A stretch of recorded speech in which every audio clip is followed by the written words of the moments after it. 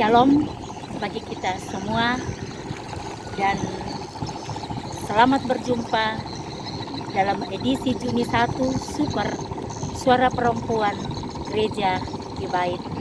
Firman Tuhan yang akan kita baca bersama pada saat ini dari Kisah Rasul 5 ayat 1 sampai 11. Firman Tuhan berbunyi demikian.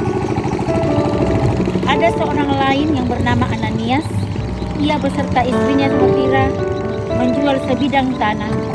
Dengan setahu istrinya, ia menahan sebagian dari hasil penjualan itu dan sebagian lain dibawa dan diletakkannya di depan kaki rasul-rasul. Tapi Petrus berkata, Ananias, mengapa hatimu dikuasai iblis sehingga engkau mendustai Roh Kudus dan menahan sebagian hasil penjualan tanah itu? Selama tanah itu tidak dijual, bukankah itu tetap kepunyaanmu? Dan setelah dijual, bukankah hasilnya itu tetap dalam kuasamu? Mengapakah engkau merencanakan perbuatan itu dalam hatimu? Engkau bukan mendustai manusia, tetapi mendustai Allah. Ketika mendengar perkataan itu, rebahlah Ananias dan putuslah nyawanya. Maka sangatlah ketakutan semua orang yang mendengar hal itu. Lalu datanglah beberapa orang muda, mereka mengapani mayat itu, mengusungnya keluar dan pergi menguburnya. Kira-kira 3 jam kemudian masuklah istri Ananias, tetapi ia tidak tahu apa yang telah terjadi. Kata Petrus kepadanya, katakanlah kepadaku, dengan harga sekiankah tanah itu kamu jual? Jawab perempuan itu, betul sekian. Kata Petrus, mengapa kamu berdua bersepakat untuk mencobai Roh Tuhan? Lihatlah, orang-orang yang baru mengubur suamimu berdiri di depan pintu, dan mereka akan mengusung engkau juga keluar. Lalu rebahlah perempuan itu seketika itu juga di depan kaki Petrus dan putuslah nyawanya.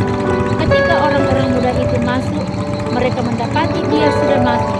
Lalu mereka mengusungnya keluar dan menguburnya di samping suaminya. Maka sangat ketakutanlah seluruh jemaat dan semua orang yang mendengar hal itu. Mendustai Roh Kudus. Kita sudah memperingati hari turunnya Roh Kudus yang disebut hari Pentakosta. Setelah peristiwa itu, ada begitu banyak perubahan yang terjadi di kalangan murid-muridnya, bahkan para pengikut-pengikut. Ada kebangunan rohani, bahkan saksi-saksi iman, saksi-saksi Injil bermunculan. Dalam pasalnya yang keempat kita melihat bahwa di situ ada persekutuan yang terbentuk. Dan persekutuan itu hidup sehati dan sejiwa. Mengapa bisa demikian? Karena mereka hidup dalam kasih karunia yang sangat melimpah. Sehingga kita mendapati bahwa mereka tidak ada yang berkekurangan. Karena semua orang yang punya tanah atau punya rumah, mereka menjual kepunyaan mereka dan hasilnya mereka bawa dan meletakkannya di bawah kaki rasul-rasul. Lalu kemudian dari hasil penjualan itu dibagi kepada setiap orang sesuai dengan keperluannya. Pasal yang keempat ayat 36 dan 37 dikatakan ada orang yang bernama Yusuf. Ia menjual ladang miliknya, lalu membawa uang itu dan meletakkan di depan kaki rasul-rasul. Itu ciri-ciri hidup orang-orang yang telah dipenuhi oleh Roh Kudus. Namun, di antara mereka ada seorang lain yang bernama Ananias. Ia beserta istrinya yang bernama Safira menjual sebidang tanah. Lalu hasilnya itu dibawa dan diletakkan di bawah kaki rasul-rasul. Tapi dalam ayatnya yang ke-9 dan ayatnya yang ketiga, Petrus menegur mereka. Bahagian pertama muncul pertanyaan. Mengapa Ananias dan Safira sepakat untuk mendustai Roh Kudus? Jawabannya bahwa karena hati mereka dikuasai oleh iblis. Setiap kita pasti sudah tahu dan mengerti bahwa ketika hati itu dikuasai iblis, maka tidak akan pernah menghasilkan sesuatu yang baik, melainkan yang dihasilkan hanya ketidakjujuran, ketamakan menurut perikop ini. Itu artinya bahwa di saat banyak orang-orang yang diubahkan dan disadarkan oleh Roh Kudus, ketika itu ternyata ada orang yang tidak diubahkan, yaitu Ananias dan istrinya. Dari luar mereka juga mau dilihat bahwa mereka terlibat dalam pelayanan. Mereka juga berbagi kepada orang-orang lain. Tapi ternyata niat mereka itu tidak tulus. Niat mereka tidak ikhlas. Mereka hanya ingin menunjukkan bahwa mereka dipenuhi Roh Kudus, namun kenyataannya tidak. Lalu apa akibat jika kita mendustai Roh Kudus?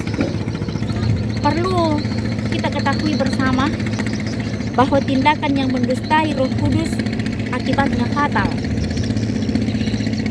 Mengapa? Roh Kudus begitu kudusnya untuk kita hargai. Roh Kudus begitu kudusnya untuk kita hormati.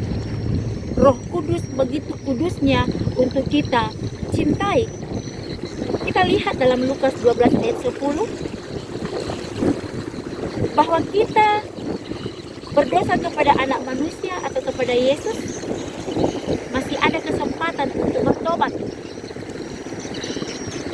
Masih ada kesempatan untuk kita diampuni. Tetapi firman Tuhan mencatat bahwa barang siapa menghujat Roh Kudus, maka tidak dapat diampuni. Menghujat berarti mencela. Menghujat berarti menghina.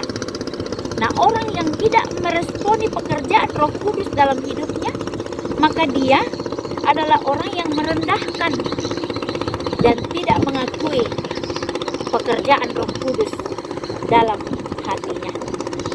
Sepertinya Ananias dan Safira hanya berpikir bahwa yang mereka dustai adalah Rasul Petrus, sehingga mereka sepakat bersama dengan istrinya untuk mendustai Roh Kudus. Lalu ibu-ibu yang kekasih di dalam Tuhan, apa yang dapat kita pelajari dari kisah Ananias dan Safira ini? Yang pertama, bahwa ketika kita melayani Tuhan, dibutuhkan sebuah tindakan yang murni, yang lahir dari hati yang murni. Bahwa apa yang kita buat adalah sebuah perwakilan dari kasih kita kepada sesama dan kepada Tuhan. Kita harus terbuka di hadapan Tuhan. Jangan sampai dalam melakukan pekerjaan Tuhan ada yang kita rahasiakan, ada yang kita tutupi, dan sepertinya itu kita mampu lakukan, rahasiakan, tutupi dari manusia, tapi tak dapat kita rahasiakan, tak dapat kita tutupi dari Allah. Dalam hal ini bahwa Tuhan butuh kejujuran. Tuhan mau kita menjauhi sebuah sikap ketamakan. Sebab Kristus mau jemaat atau kita harus hidup dalam standar Kristus. Lalu yang kedua yang dapat kita lihat dari kisah ini, bahwa Ananias dan Safira, mereka main-main dengan Roh Kudus, sehingga mereka harus menanggung akibatnya. Sebenarnya apa yang terjadi pada Ananias dan Safira ini adalah sebuah perwakilan jemaat atau persekutuan dari dulu sampai sekarang. Artinya bahwa sebenarnya bukan hanya mereka, tetapi kadang itu terjadi dalam jemaat Tuhan. Walaupun mungkin bentuknya atau kisahnya berbeda, tetapi intinya bahwa kita mendustai Roh Kudus, sama seperti Ananias dan Safira. Seorang wanita yang bernama Safira, dia sebagai seorang istri, sebenarnya sepaham, sebenarnya sehati, sebenarnya sepikir, sebenarnya sejiwa dan sepakat dengan suami adalah sesuatu gambaran sikap yang taat sebagai istri, tetapi itu sepanjang benar di hadapan Tuhan. Kita lihat dalam cerita tadi bahwa sebenarnya Safira masih punya kesempatan. Ketika Petrus kembali menanyakan, benarkah sekian hasil penjualan tanah itu? Safira menjawab, benar sekian. Harusnya dia menjawab, tidak, benar sekian. Keduanya telah dikuasai oleh iblis, sehingga dari rumah kesepakatan itu sudah terjadi. Ibu-ibu yang kekasih dalam Tuhan, demikianlah firman Tuhan yang kita renungkan bersama-sama saat ini. Mari kita berdoa. Terima kasih Bapa di surga, waktu sejenak kami bersama-sama membaca dan merenungkan kebenaran-Mu. Walaupun Tuhan, hamba-Mu sangat terbatas, sangat singkat dalam menguraikan firman-Mu ini, namun kami mohon Roh Kudus menolong menuntun kami untuk memahami dan mengerti, bahkan mengawasi kami, sehingga kami tidak melakukan sama seperti yang dibuat oleh Ananias dan Safira. Kami berdoa demi nama Tuhan Yesus. Amin.